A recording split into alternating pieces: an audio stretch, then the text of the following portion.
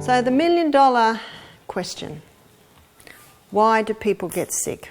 What is the true cause of disease? Well, Louis Pasteur made the germ theory famous, and he made the germ theory famous probably in about the 1850s, somewhere like that. And the germ theory states that germs cause disease. Now, if the germ theory is correct, surely all we have to do is find something that will kill the germ. Have we got enough things to kill germs, ladies and gentlemen? Have you seen? It's a multi-million dollar industry. It's the pharmaceutical industry, isn't it? In fact, there are two multi-million dollar industries. Actually, there's three now. Number one is the junk food industry. And because of the junk food industry, people aren't working well. That's produced the pharmaceutical industry that comes along trying to fulfill what Louis Pasteur stated, that germs cause disease. But I tell you what, if germs do cause disease and we've got a multi-million dollar industry built on drugs to kill germs, why aren't people getting better? In fact, are people getting sicker? Mm-hmm. They are. Well, there's another multi-million dollar industry born out of the frustrations from people who aren't getting better from the drugs, and that is the vitamin industry. Am I right? Is it working? I would like to suggest to you that it is not working. And there's a very famous nurse called Florence Nightingale. She knew the true cause of disease, and I'll show you why in a minute. And when she read of Louis Pasteur's theory, who was a contemporary at her time, she said, "This is the theory of a man of a very unstable mind." And she said, "And anyone who believes it is equally unstable." Whew. Well, what did Florence Nightingale believe? Well, Florence Nightingale was born to very wealthy parents. She was educated, which was very unusual for a woman of her day, and she wanted to help people. And so at the ripe old age of about 28, she was that age before her father let her start to work in institutions for wealthy young women who were fainting because their corsets were too tight, or etc., etc. She said in her book the only time she was happy when she had parcels of food and she was going to the little villages to help the poor. Her sister Parthe loved the wealthy life, loved the parties, sewing a fine seam and painting watercolours, but Florence Nightingale said it drew no satisfaction to her. So by the time she was about 33, she'd gained a little bit of experience, well actually quite a bit of experience in the line of nursing. She was very interested in how the institutions ran, and so she put in a lot of procedures, so that was basically her role. Well, it was about 1856 and the Crimean War was happening, and the message got back to the British government that the French soldiers were being better looked after than the British soldiers. It's usually political, isn't it? And so the British government asked Florence to take 35 nurses to Sukhati, which was the port where the wounded from the Crimean War were being taken. When she got there, the conditions were appalling. The hospital was ex-army Turkish barracks. The plumbing didn't work. There was raw sewage in the corridors. The conditions were appalling, and the death rate in that hospital was 50%. You had a better chance on the battlefront than you had in that hospital. But when she came in, the doctor said, "We don't need you, and you're not coming in here." They sent her to the kitchen. She went to the kitchen. It was filthy. There were huge big pots of water with a bit of rotten meat in it. There was the food. Because the plumbing wasn't working, 30 men were going to one chamber pot. The stench was horrific. She found one man who'd been there 2 weeks and hadn't been attended. They were just overflowing with wounded. So Florence Nightingale did what she could, scrub the kitchen, got the kitchen working. Meanwhile, she telegrammed her father. She said, "I want a shipload of clean linen, clean bedclothes, clean mattresses, clean bandages, and a cook." As you will see as we go through the lecture this morning, body cannot heal without nourishment. It's like asking a builder to build a house but not providing the building material. 2.5 weeks later, another shipload of wounded came in. The hospital was already at its limits. So the doctor said to Florence and her nurses, "All right, you can come in." They hated her. Do you know she made them wash their hands between operations? The first thing Florence did was she got her nurses to start scrubbing and cleaning, opening the windows. She got men to assess the plumbing to see, if you don't turn the tap off, you're still going to be mopping up, aren't you? Within, I think it was about October she arrived, November 1856. By 1857, I think it was about April, the death rate had gone down to 10%. Within a full 6 months, the death rate was 2%. Wow. When she went back to England, she was hailed as a heroine. When she found that was going to happen, she slipped down the back gangplank and went home. She said, "I'm not a heroine." She said, "All I did was increase the hygiene, the sanitation, and the nutrition." She knew germs don't cause disease. She said germs are the result of unhealthful conditions. She made that hospital such that there was nowhere for them to live. Their role on the planet is to clean up the place. You see that? In fact, on his deathbed, Louis Pasteur refuted his theory. This is what he said. I have about 4 books where his deathbed confession is quoted. Bernard was right. Who's Bernard? Claude Bernard was a contemporary at the time of Pasteur. Claude Bernard believed it was not germs, it was the condition of the body. And this is what Pasteur said on his deathbed. Bernard was right. The microbe is nothing. The organism is everything. And isn't that true? It is not the microbe, it's the environment. Florence Nightingale, she didn't come in with drugs to kill every microbe. She just cleaned up the environment so they weren't there anymore. Just basic common sense, isn't it? So the germ theory has been very popular, and it still is to some extent. But another theory has almost surpassed it. They're actually equal. I call them the 2 Gs. 1953, headlines in the newspaper, "Secret of life has been discovered." Watson and Crick's had been able to unravel the DNA. And from that time on, the second G came in to be blamed as the cause of all disease. It's the gene. Is it the germ or is it the gene? Notice with both theories, it takes away all responsibility on the human being for what is happening in them. So they are very convenient theories. You see, if the human body was designed to heal itself, and if it's not healing itself, one must ask this. This little 3-letter word will remain here all week. And it's the law of action and reaction. It's Newton's 3rd law of motion. To every action, there is an equal and an opposite reaction. If a body is not healing when it's given certain conditions, one has to put the detective hat on and ask, why? Why is this happening and why isn't it healing? And what's the definition of insanity? To do what you've always done and expect different results. If it's not working, change the conditions until the body says, yeah, this works. And as I spoke about last night, you're the doctor. If the body says, I like this, what's it saying? Yeah, do this. Let's have a look at the gene. Here is the cell. And the cell must be looked at because that's what we are. We're just a bunch of cells. We have hair cells, eye cells, tissue cells, bone cells, skin cells, liver cells, kidney cells. And most of the cells are much the same, and they run much the same. Yesterday in your live blood analysis, you saw the size of the cell. 250 million red blood cells on 1 drop of blood. Now, when I'm speaking about the cell, I'm not speaking about the red blood cell because the red blood cell's a little different. It doesn't have a nucleus. You see, it's in the nucleus that the DNA is. The red blood cell is the carrier, and it's the carrier of nourishment taking it to these cells so that they've got oxygen, so they've got water, so that they have got nourishment, so the waste can be taken away.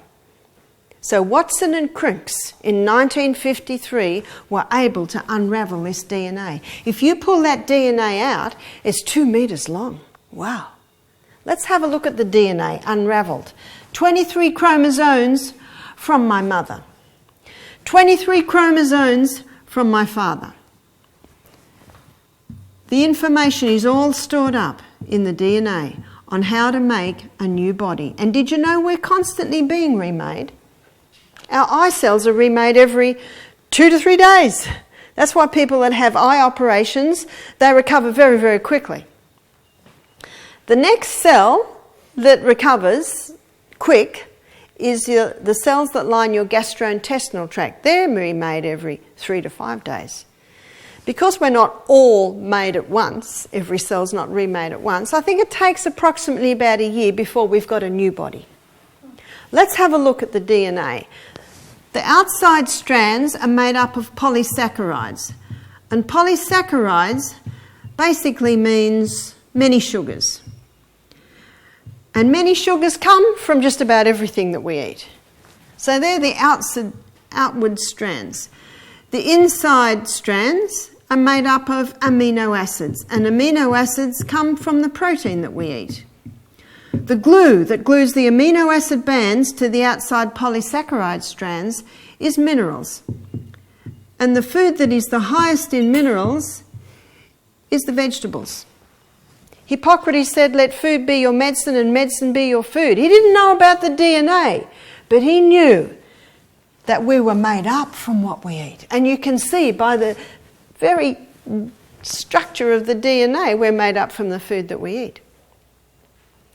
We're constantly being remade. How are we remade? Well, DNA has all the information on how to remake us. Every cell in the body has all that information, and if you were to put all that information into alphabetical language, it would fill 1,000 books with 1,000 pages and 3,000 letters on each page. That's quite phenomenal, isn't it?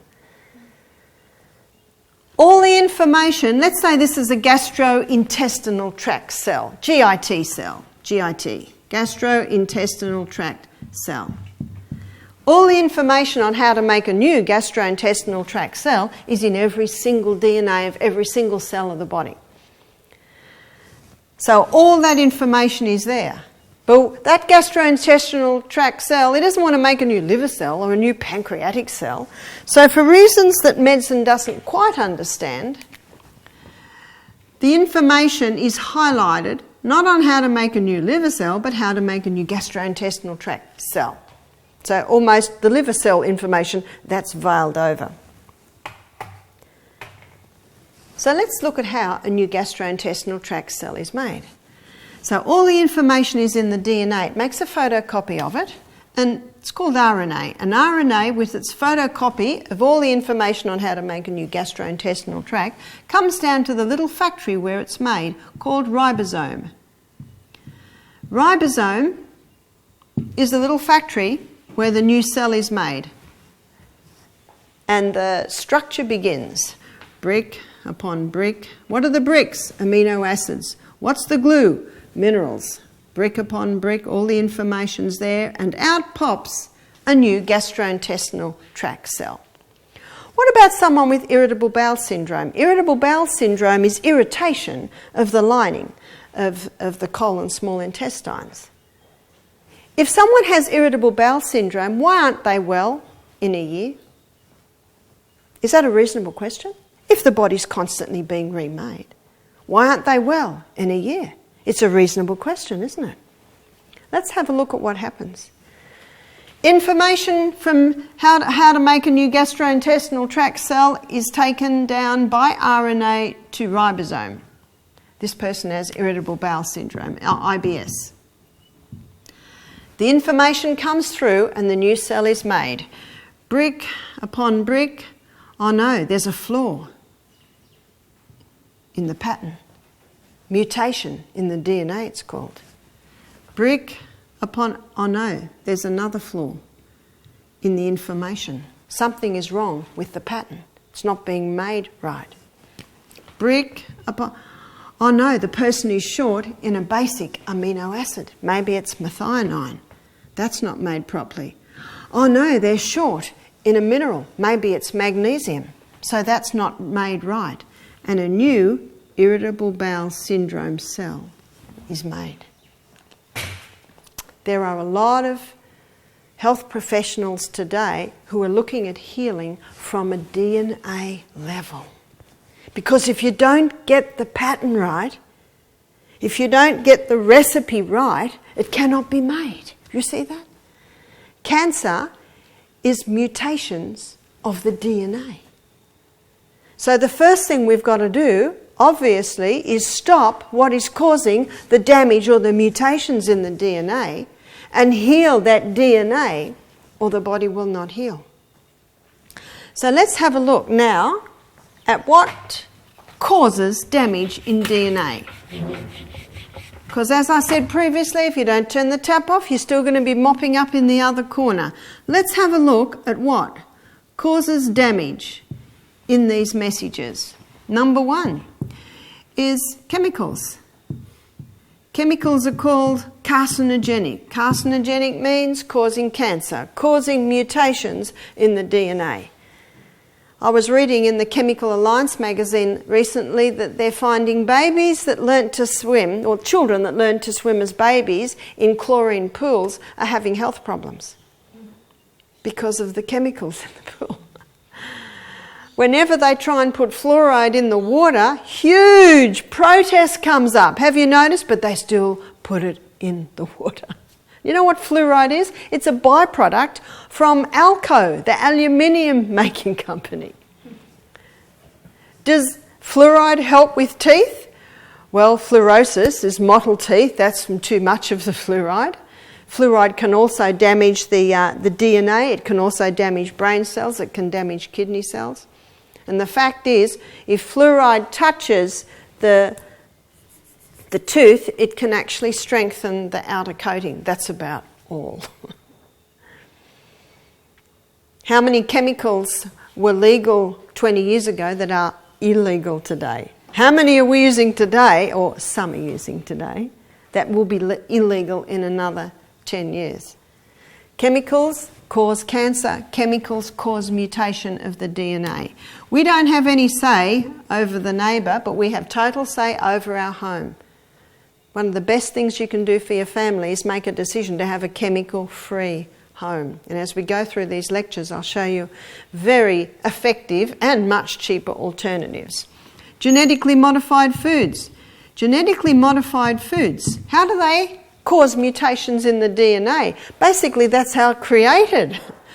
Two DNA from two different species are spliced together.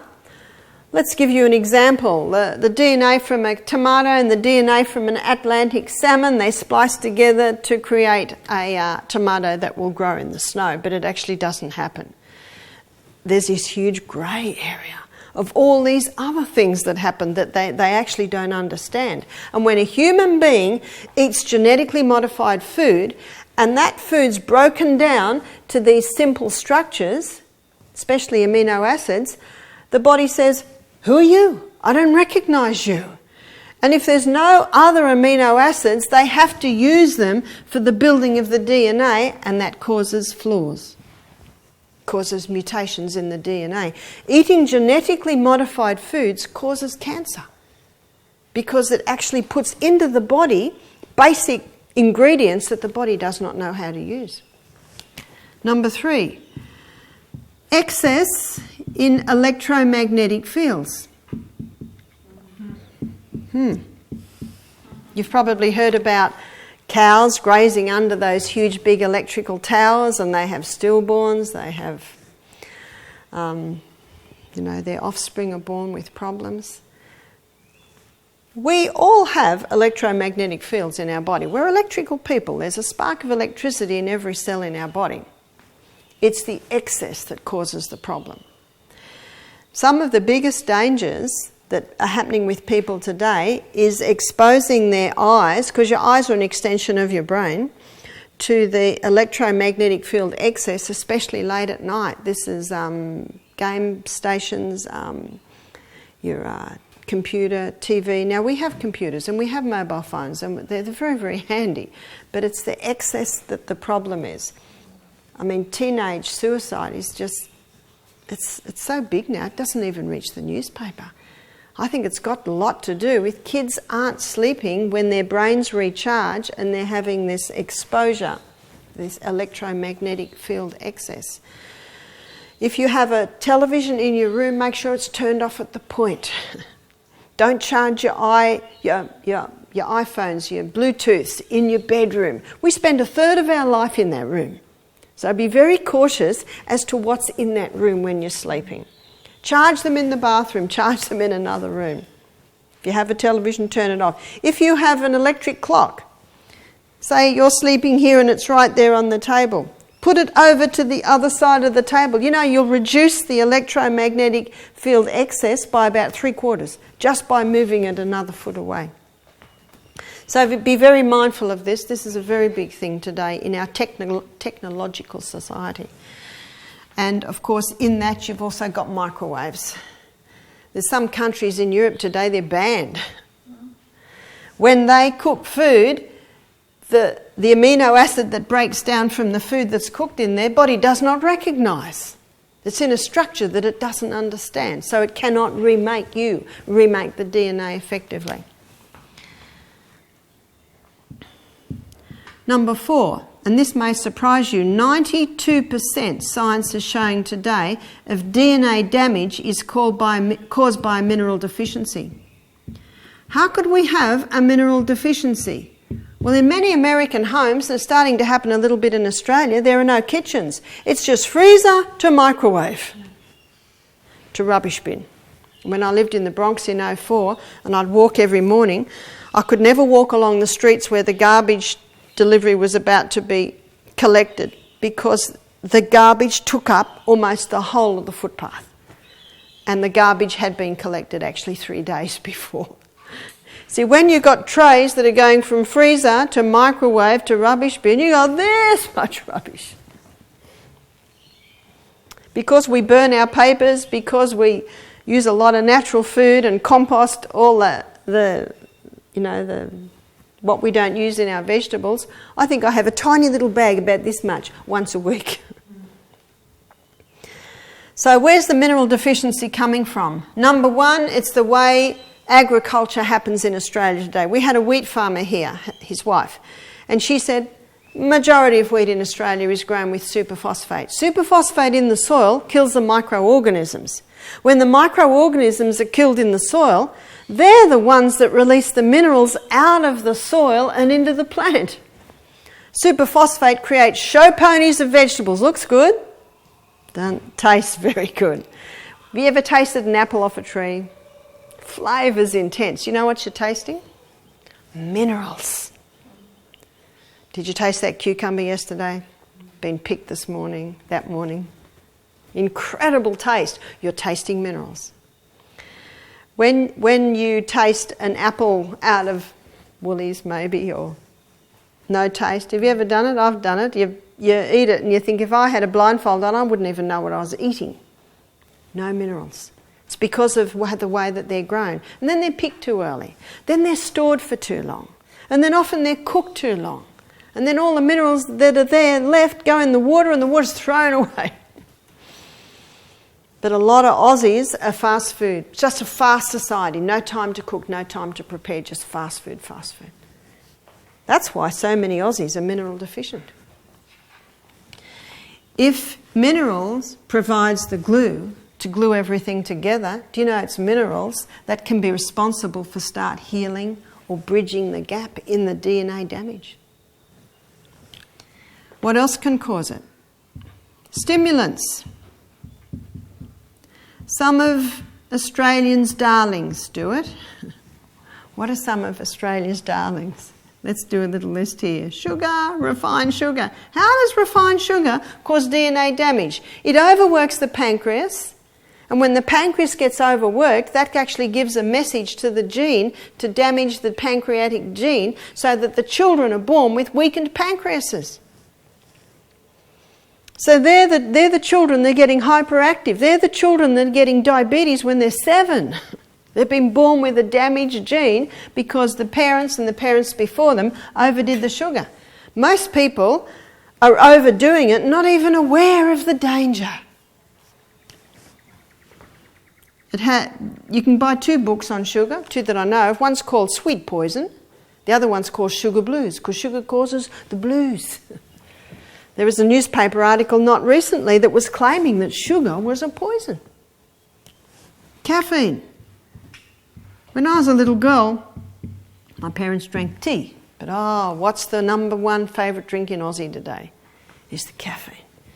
How does caffeine cause DNA damage? It interferes with the neurotransmitters, and when the neurotransmitters in the brain are constantly being interfered with, that affects the DNA. So that when those parents give birth to children, the DNA is damaged. Where does the weakness go? The weakness goes to brain function. Alcohol. People that drink before they have birth to babies, they give a defective DNA to their babies that have a tendency to addiction to alcohol. And brain damage. Tobacco. Notice I'm choosing the very socially acceptable ones. Tobacco. Parents that smoke give birth to children with less alveoli in the lungs. They give birth to children that have damage in the little honeycomb that holds all that alveoli together. So children born to smoking parents can actually get emphysema without ever having smoked. Wow. Drugs. This is a big one today. When I was young, you could get drugs in North Sydney, in Sydney for a price. Every school has them. Even primary schools are selling marijuana now. And it affects the DNA. It affects the DNA of the person that's doing it, so they give birth to children that have defective DNAs towards it. I used to think marijuana was all right. I used to go to nursing mother meetings and say they all should be on marijuana. This is when I was 25. Because we thought it's much better than alcohol. But you know, I've seen too many casualties. My girlfriend, her 2 eldest children are dead now. One got drug-induced psychosis. The other one went on to heavy drugs and overdose. Scary stuff. This is more dangerous than most people realise. Number 6, fungus. When we were lazing in the creek yesterday, I think, Rebecca, you made the comment on the algae and the lichen, the relationship that they have. What happens is that the algae can take over. You see, fungus is responsible for more mutations in the plant kingdom than any other thing. Fungus can cause mutations in human beings as well. There are some creatures, I think there's a snail, and the fungus can come in and take over that snail and reproduce itself through the snail. And they know when it does, because instead of those things that come out being 1 inch long, they're 2 inches long and they're psychedelic technicolor. That's when they know that the fungus is now reproducing itself through the snail. David Attenborough, he's got a very interesting show on ants. And there's a colony of ants that grow fungus under the ground, and they tend it because the waste that it gives off, they roll up into little balls, and that's their food. But they can only have an ant tending the fungus plant for no more than half an hour. Otherwise, the fungus takes over the ant. Isn't that interesting? So fungus can cause mutations in the DNA. Let's have a look at that. Microorganisms. Microorganisms are microscopic. Microscopic meaning you can only see them under a microscope. Organisms mean that they're living things. In looking at the fungus aspect, we're also going to look at the germ theory, because they're all microorganisms. There's a very famous scientist, he's a 6 times professor, Antoine Bourchamp. He was a contemporary at the time of Pasteur. Most people have never heard of him. Why have we heard of Pasteur? Because he was a socialite and he got a lot of media attention, and everyone liked his theory because he said, you poor thing when you get sick, it's not you, it's the germ that has jumped on you. Beauchamp was not popular because he said microorganisms, they're in every cell of the body. There are 10 times more microorganisms in the body than cells. And when the body's running well, they contribute to the proper running of the cell. But whenever cell damage happens, these microorganisms have the ability to change roles. They are able to turn into something that we call the cleanup team. A microbiologist said to me, "Oh, we call them the garbage collectors." What's their name? Their name is bacteria. That's their role on the planet. That's what they do. And the more cell damage, the more waste, the more bacteria. With the floods that happened in Queensland last year, what was the biggest concern? I said on the television, if you've got a cut or a graze, don't go in the water, because what was the water alive with? Lots of this. Why? Because there was so much cell damage. There was plant death, there was animal, bird death, and they were all floating in the water. So there's a lot of bacteria. As the environment changes, the bacteria now evolves into yeast fungus. We call this the exterminators. That's their role.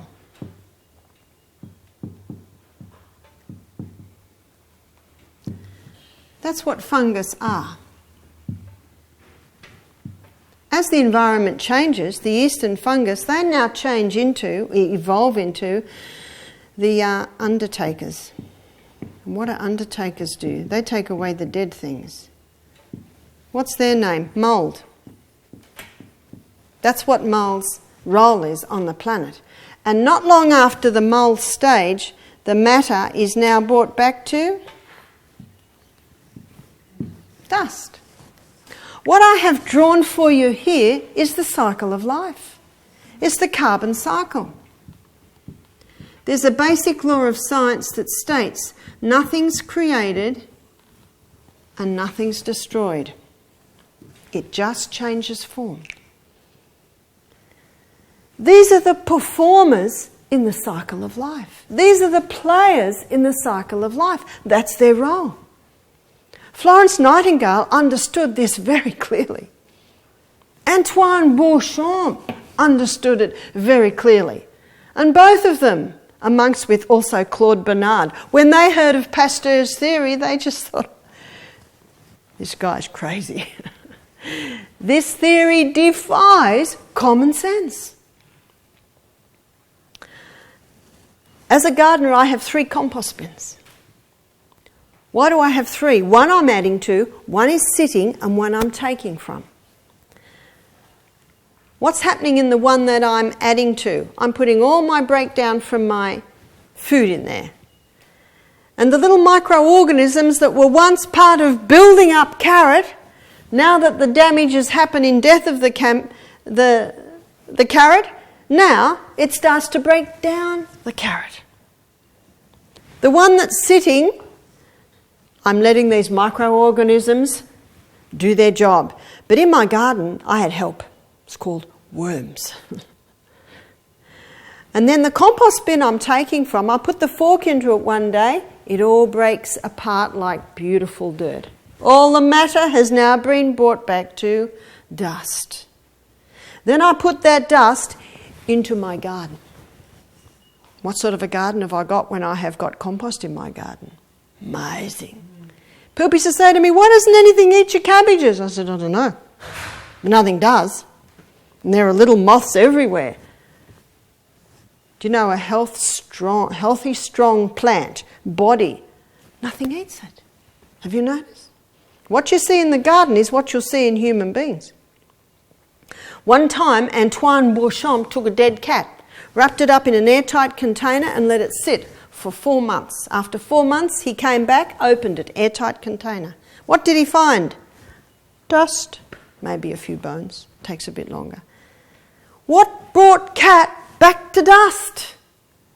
The microorganisms that were part of living, running cat upon cell damage, and death is the ultimate cell damage, took their suit of clothes off, so to speak, put their rubber gloves and apron on and became the clean-up team. evolved into the exterminators, down to the undertakers. So by the time Antoine Beauchamp opened his container, it was just dust. With great excitement, he took the dust, put it under his microscope. What did he see in the dust? It was alive with microorganisms. They'd finished their role. Now they were waiting for their next role. You know, there's no waste in nature. If something dies, does it stay there? No, it all breaks down and goes back into dust. What does the preacher say at the funeral? Ashes to ashes, dust to dust. He's referring to what's going to happen to that dead body in the coffin. It's going to come back to dust. Do you know what this means, ladies and gentlemen? The microorganisms that were part of running ancestors of ours are still here. Nothing's created and nothing's destroyed. So when I put my compost, that is now totally back to dust, earth, and I put it in my garden, what am I doing? Let's have a look. Here's plant. Here are the roots of plant. I put my compost in. What am I putting into the garden? I'm putting probably millions of microorganisms. Now they play another role. Now they break down the heavy metals and the minerals in the soil and make them available for the roots of the plant. But not only that, they protect the plant from harmful pathogens. And the plant loves those microorganisms. The plant knows the health of the plant is dependent on them. So 50% of the fuel that the plant makes from photosynthesis, it sends back down to feed those microorganisms. It's almost like, please stay, I'll feed you. I'll give you something nice to eat. Beautiful illustration of giving and receiving. That's why organically grown fruit and vegetables has a far higher nutrient content because of the microorganisms in the soil that break down the minerals and the heavy metals in the soil and make them available for the roots of the plant. So my cabbages, my cauliflower was so high in nutrients because of the microorganisms that were in my soil, nothing ate my plants. A similar thing happens in our gut. In our gut, in our small intestine, it's lined with little things that look just like the roots of a plant. And do you know they play a similar role to the roots of a plant? They're called villi. And instead of a green blood network going over it, as in the roots, it's red. Last night we talked about how similar chlorophyll is to human blood. In the gastrointestinal tract, this is where the food comes down, there are little microorganisms. Did you know that the microorganisms in our gut, they're the largest amount of microorganisms in the whole of the body? Here they are. Their name is, the most common are Lactobacillus acidophilus and Bifidobacterium. I was giving a lecture in Fiji and they started laughing. They said, "Can you speak English?"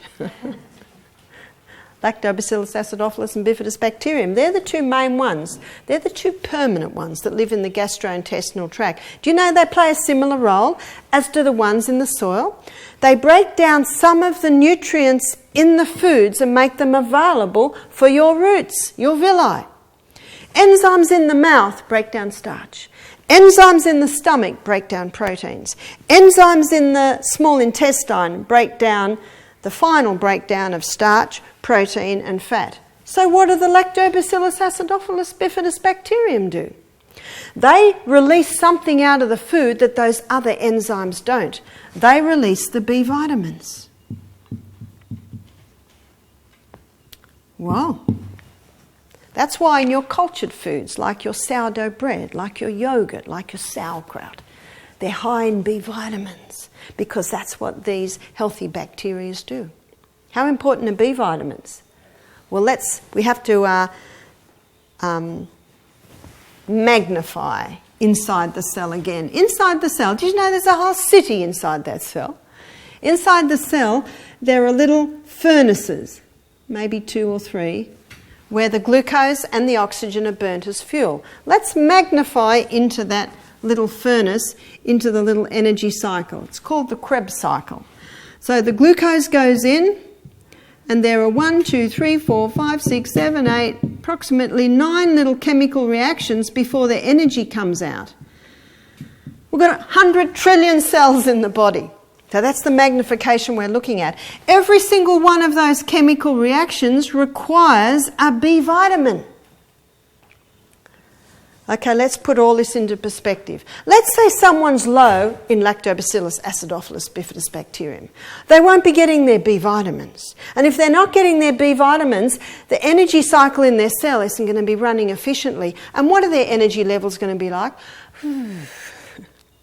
It's the most common complaint that I get from people. I've just got no energy. Why? Ladies and gentlemen, we should leap out of bed in the morning, whether we're 9 or 90. If you don't, put the detective hat on. Why not? Is it because you're low in B vitamins? Why are you low in B vitamins? Oh, is it because you're low in Lactobacillus acidophilus bifidobacterium? Why are you low in B vitamins? I mean, Lactobacillus acidophilus. Well, let me tell you some of the things that wipe them out. Refined sugar does a great job. Caffeine, alcohol, tobacco, they all do a very great job. But there's one drug that's the best at wiping these guys out, and it's antibiotics. One lady said to me, oh, well, I get a tick for all that.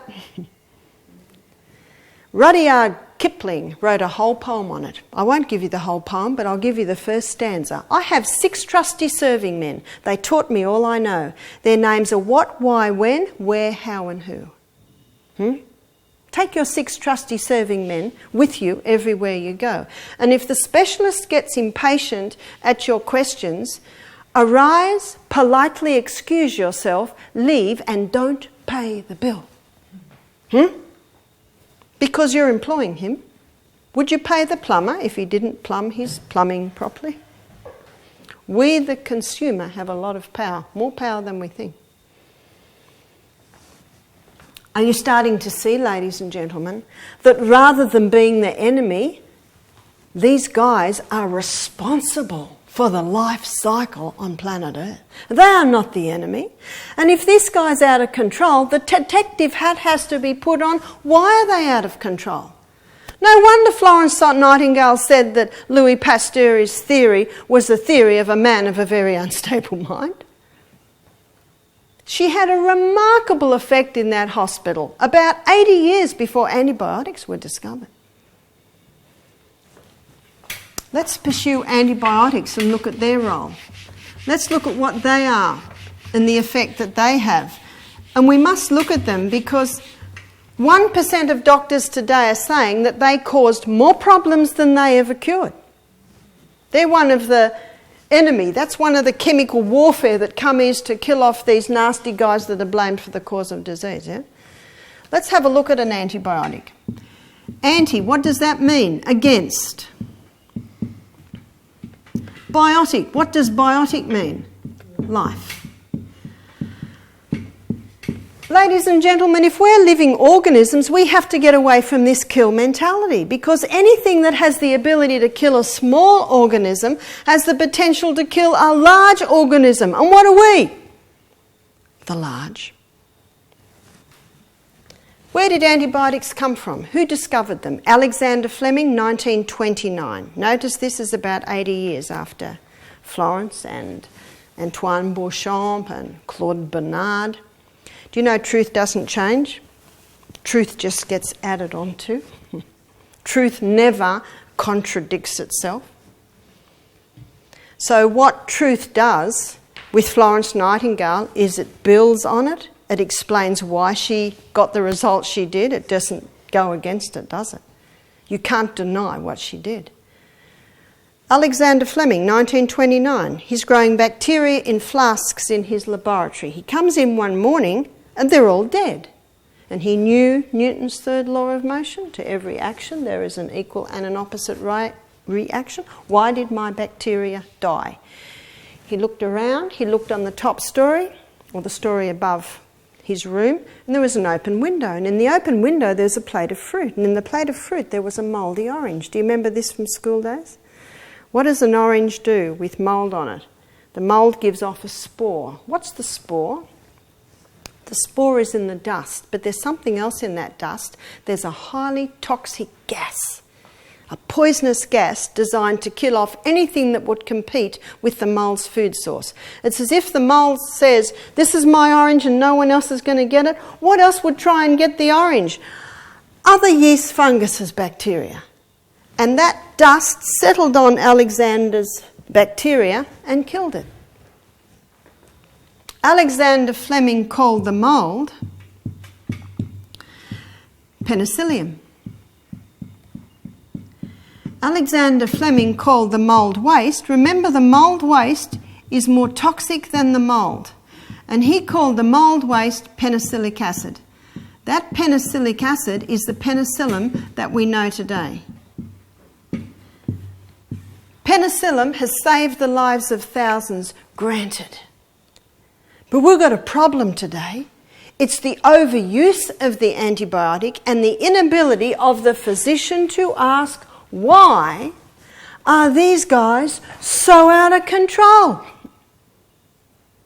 It was antibiotics that set me on the path of natural remedies. My first daughter Emma was 16 months old. She got an earache. Even though I was a back-to-nature hippie lifestyler, I didn't know what to do when the child got sick. And my nurse's training said, I've got to kill whatever's causing this. And everyone said to me, don't play with the ears, she'll go deaf. Do you know medicine is based on fear? Why did I run to because they said she'd go deaf? See that fear thing? 6 weeks later and 4 courses of antibiotics later, Emma's earache came back. But I didn't know what else to do. And the fear of she'll go deaf. As the doctor's writing the 5th course of antibiotics, I don't want this. I'm a back-to-nature hippie lifestyler. I don't want my baby to have drugs. But see the fear that was driving me? She might go deaf. I said to the doctor, will my daughter be on antibiotics for the rest of her life? Am I coming to that conclusion? What's the definition of insanity? To do what you've always done and expect different results. He was challenged by my statement. I wonder how long this would have gone on if I hadn't challenged him. I know how long it goes on. One lady said to me 22 courses of antibiotics her baby had in the first year of life. Oh, that hurt. Do you know there's a lot of information coming out in the newspaper saying that guts never recover because you're throwing out that balance. And that balance is necessary. That's ecology. We've got to get a balance of these guys. So the doctor said to me, I'll give you a referral to an ear, nose and throat specialist. The ear, nose and throat specialist looked in Emma's ears, looked in Emma's mouth, said, the child's teething. Give her these drops to keep the eustachian tubes clear. And there was no more earache. So 2 years later, when my next son got an earache, I did not go to the doctor. I decided to, instead of exploring the fear avenue, I explored the faith avenue. And faith is the substance of things hoped for, the evidence of things not seen. I believed that I could overcome my child's earache the same way the 85-year-old lady did when she was a little girl. So I visited. I was 25, she's 85. I said, what did your mother do when you had an earache as a little girl? She said, oh, Mum would steam up an onion on the stove and wrap it on my ear. I ran home, I steamed up the onion, I put it on James' ear, he fell asleep, he slept for 2 hours, he woke up, happy, no more earache. Wow. I was so impressed. I was 25. And that changed my life. Never again did any of my children. I raised 6 children and then I remarried and I raised another 2. None of them ever have drugs after that and they're all still alive. And stronger and healthy for it. You see, the body is designed to heal itself. We need faith in the body, not fear of all the things that could go wrong. If the body's not healing, you make some adjustments till you start to get some responses. I believe that antibiotics should be kept for last resort, life-saving measures. The human body can cope with 1 or 2 courses in a lifetime. Moment of silence to sink that one in. 1 or 2 courses in a lifetime. My son James went to the doctor recently. His arm swelled up. He put a poultice on it like Mum did and it went down, but there was a little ball there. The doctor said, "Oh, it's bursitis. Take this antibiotic." James said, "I've never taken an antibiotic in my life and I'm not about to start." Wow, how rare. He got to 33 years of life. He's just turned 34 with no antibiotic. That's almost unheard of. Went home and rang Mum. I said, "Joint? Try ginger." Well, it's down now. Potato didn't bring it down? We'll look at all that tomorrow night. Let's try ginger. Can you see you try different things? What's the body saying? This is the one I like. And the great thing is there's a whole lot of little things you can do. And if this isn't working, we change it. I raised 8 children. What you did to one, you couldn't do to another. You know, and how you treated one, you couldn't. It's all different. That's why you're the doctor. There's no one like you on planet Earth. No one else like you. Never think you're not special.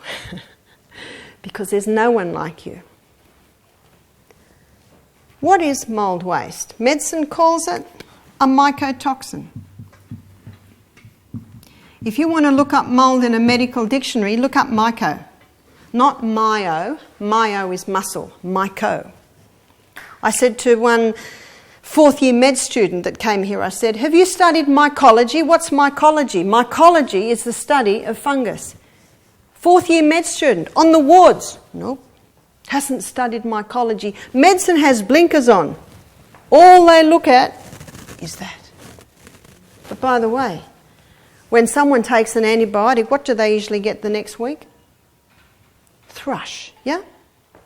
Because what have they just put into their body? A mould waste. Do you remember I said to you about 1% of doctors today are claiming that antibiotics have caused more problems than they ever cured? And I'm referring to cancer. I have a myriad of books here showing the link between cancer and fungus. This one's called Cancer is a Fungus by Dr. Tullio Simoncini, Italian oncologist that was having phenomenal results with cancer until they took all his qualifications away. Do you know why the pharmaceutical companies hate him? Because he's using something that can't be painted. It's called sodium bicarb. This one's Professor Constantini. He was former head, there's a picture of him. He was former head of the World Health Organization Department of Mycology. What's the Department of Mycology? Studies fungus. After 20 years of independent research, he wanted to publish his books, and the World Health Organization said, "We're not going to publish those books." Because if medicine acknowledges the fungal link with disease, with cancer, they also have to acknowledge is one of their most popular drugs is actually contributing to it. But what I'd like to just flick through at the back here is I want to show you how much medical research he quotes. There's the index. There are 16 quoted researchers on that page. Wow, he knows his stuff. We've also got another book called The Germ That Causes Cancer by Doug Kaufman, and he works with a Dr. Holland. He does a great job at looking at history and the role of fungus and the researchers that showed the fungus link with disease, even cancer. And over 100 years ago, 112 years ago to be precise, medicine and science agreed that cancer was a fungus. Well, here we have another book called Clinical Mycology. What's mycology? Study of fungus. I just want to read you some of the chapters written by 3 doctors. It says here, fungal disease of bone and joint, fungal disease of the cardiovascular system, fungal meningitis, fungal causing mass lesions of the central nervous system, dermatology, ear, nose and throat, gastrointestinal tract, genitourinary, ophthalmology, respiratory. That covers every single part of the human body. This is a medical textbook showing the fungal link with all disease. Dr. Holland, he was asked, "Are you saying fungus causes most diseases?" He said, no, all diseases. Whoa. You see, to date, they have documented 1.5 million different yeasts, molds and funguses. And they all give off, some of them 2 or 3 different mould wastes. 1,000 of them are well known to cause disease in human beings. Someone else who's a recent day guy, he's only about 45, this is Dr. Robert Young. And in his book, he showed a very interesting chapter, the lost chapter in the history of biology. What's the lost chapter? It's the role of yeast and fungus. And he quotes some scientific greats who proved this to be true. One was Virginia Livingston Wheeler, Claude Bernard that Pasteur quoted, Gaston Naessens. He also gives information on Antoine Beauchamp, which is very difficult to get any information on him. Interesting books. You're looking at about $2,000 worth of books there. A lot of them out of print, a lot of them hard to get, but there is one you can get in Australia, and it's called the China Study. You may have heard it, called the most comprehensive study on nutrition ever conducted. We'll be showing you a DVD later in the week that interviews Colin Campbell. And I encourage everyone to read the first chapter while you're here. It's a summary of the whole book. But he grew up on a dairy farm, ate a lot of meat, became a doctor, went into research, became a doctor vet, went into research, and he was asked to go to the Philippines where children were dying of liver cancer between 8 and 10 years of age. He had a look and he found the one common denominator was peanut butter. Peanut grows a mould called aspergillus that gives off a mould waste called aflatoxin. And aflatoxin is probably the most carcinogenic substance ever to be tested. This explains why peanuts are banned in Australian schools, aren't they? It's because of the aflatoxin. It's not the peanut, it's the mould waste. You see, 78% of Aussies live in the city, so their food is grown in the country, and it is in storage that the problem arises. You get a cold, frosty morning and a hot, sunny day. What's building up in those silos is moisture, which is actually fruitful ground for these guys to develop. So he found in the Philippines it was the peanut butter. Every jar of peanut butter he tested had aflatoxin. He presumed that the poorer children would be dying and the wealthy children would be living, but the opposite was true. The wealthy children were dying and the poorer children were living, and the only difference was what they were eating. The poorer children were eating the native diet, which was lots of greens, seaweeds, lots of vegetables, a little bit of fish, soy. The wealthy children were eating what Time magazine, they called it the meat-sweet diet. Lots of meat, lots of dairy, lots of sugar, lots of refined. And those children were dying. This confronted Colin Campbell because in med school he was taught, you want protein, you eat meat. You want calcium, you drink milk. And that's what these children were drinking a lot of, but they were dying. He was so confronted by this, he was challenged. And the Philippine doctor working with him started laughing. He said, "I know, it's against everything we're taught." About that time, he was reading an American medical journal. And his attention was taken to a study done on liver cancer, which is what he was looking at in the Philippines. An Indian doctor had done a research on 20 rats. Why do they do research on rats? Because their gastrointestinal tract's very similar to humans. And this may horrify you, but rat milk's the closest milk to human milk. But then we're not going to milk rats. Goats will do. But that's why they do research on rats, because they're very similar to humans and they only live 2 years. So they can see what would happen to a rat in 2 years would happen to a human in 70.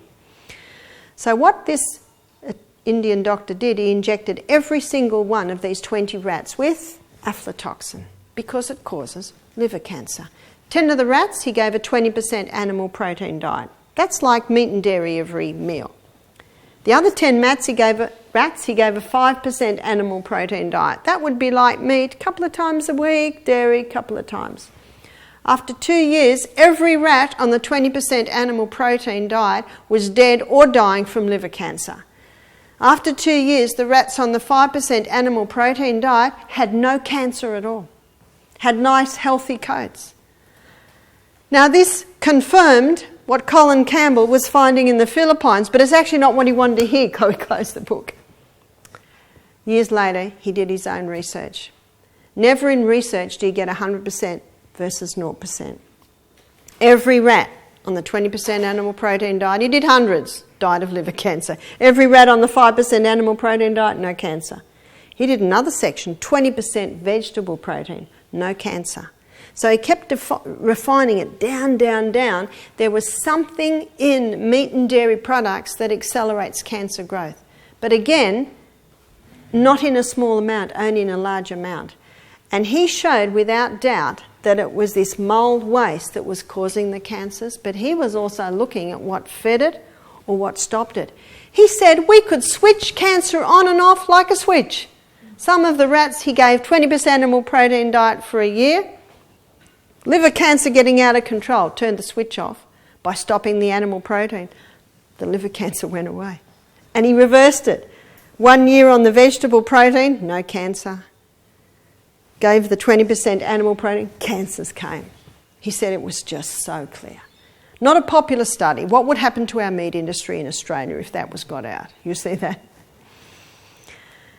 So what Louis Pasteur said on his deathbed was absolutely right. It is not the microbe. They're everywhere. They're in the air we breathe. There are more in our body than you would ever believe. There's more in our mouth than people on planet Earth. And they're an important part of the life cycle on planet Earth. The only time the problem arises when ecology is thrown out. The good guys are killed off and then the bad guys get out of control. That's why your oil pulling is such an effective and yet simple pull in bringing back the balance. The simple oil pulling in the morning. So let's round this up. Let's have a look at the two theories. I hope I've totally destroyed them both for you because they are both fear theories. How many people believe that they're sick because of their genes? But what is true is that genetics loads the gun, but it's lifestyle that pulls the trigger. Important point. We all have loaded guns in some area or another, but loaded guns are useless unless you pull the trigger. Many people today are sick because of the environment that they're living in. We'll be showing you a DVD on Wednesday night called Is Your House Killing You? We spend a third of our life in bed. How many people are breathing in mould from an old pillow, from an old quilt, from an old mattress? I stayed at a lady's place in Queensland and I was doing meetings in that area and I was staying in a little granny flat. I was very pleased with it. It was all sunny and airy and I was glad there was no carpet. Can you imagine what lives in most carpets? I love mats. You can take that mat out, you can put it in the sun, you can whack it, you can clean underneath. I went to bed that night and I laid down, beautiful sheets. I love cotton sateen sheets. It was all lovely. And I couldn't breathe. And I was tired, so I thought, this is silly. Turned around, it was very stuffy. So I finally got up, took the pillowcase off, and the pillows were dark yellow. And I put my nose up near the pillow. Whoa, they were feather. You know what feathers do? When you sweat in the night, the moisture goes into the feathers. And then the feathers all stick together, and I'm talking about sometimes over months. And all that sticking together, what do you think these little guys start doing? Wonderful ground for them to live in and start manifesting themselves. And the fumes they give off are toxic. Remember, the fumes they give off, the mould waste is more toxic than the mould. How many people are breathing that every night? Your pillows should be aired often. I notice when you buy pillows today, do you notice there's a date on them? They stamp a date. In other words, you really should throw them. So be careful of your pillows. Be careful of your quilts. I love feather quilts. How many people wash their feather quilts? Twice a year. Tell you what, they'll be twice as warm. So just remember, when you sleep every night, you give off a lot of moisture. And what does fungus love to live in? It loves the moisture, it loves the dirt, it loves the dark. That's why when we came here, we chopped down all those trees to get the sun and the air in here. I'm a greenie, I love trees, but have them over there a little bit. Don't let them interfere with the fresh air and the sun getting into your house. That's why that is quite a big one, and I spend a bit of time on that. And your eyes will be open when you watch Is Your House Killing You? It was an SBS show on television probably about 18 months ago. There are 7 in the series. And the team come into a house, and because the children are always sick, children are down there, you know, they get it a little bit more when they're down there. The team come in, test the air, and they do the classic statement, you've got to get out of this house. Your house is killing you. So they pack their bags, they've got to leave that day. Then they start pulling boards off, and there's dripping taps and black mould underneath. You should see how they're dressed. They're dressed like they're from outer space. They've got big breathing apparatus, totally covered, because that mould, you can breathe it in. It can get through the pores of your skin. Never touch anything mouldy. Get tongs. Go like this, because you can breathe it in as well. Discard it and get it out immediately. You know, Florence Nightingale knew what she's doing. That's all she did. She cleaned up the house. She just cleaned up the house. Dr. Peter Dingle, he's the guy that does the show. He's got a book too we've got in our bookcase called Is Your Home Making You Sick? His series is Your House Killing You? He said, people don't know how to clean. He said, when you vacuum, you shouldn't be going, you know, vacuum the carpet. It shouldn't be like this. It should be zzz. The slower you go, the deeper it gets. So this one is an important one and found in many, many little areas.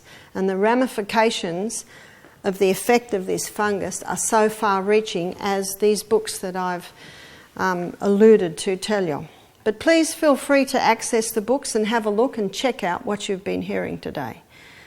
We don't need to worry about genes. They load the gun, but it's lifestyle that pulls the trigger. We don't need to worry about the germ, because in the right environment, they're not a problem. When you take away the fear of disease, you can start to step into the faith area of disease. The human body will heal itself if you give it the right conditions. This week, we're going to explore those conditions. And in the next lecture, we're going to have a look at your body's garbage disposal units on how to get rid of the waste. One of your best decisions of your life was to come here, because we're going to do to your bodies what Florence Nightingale did to the hospital in Sukati, cleanse. Clean up the house so there's no way for these guys to live. So please have a break and we'll come back in 5 minutes.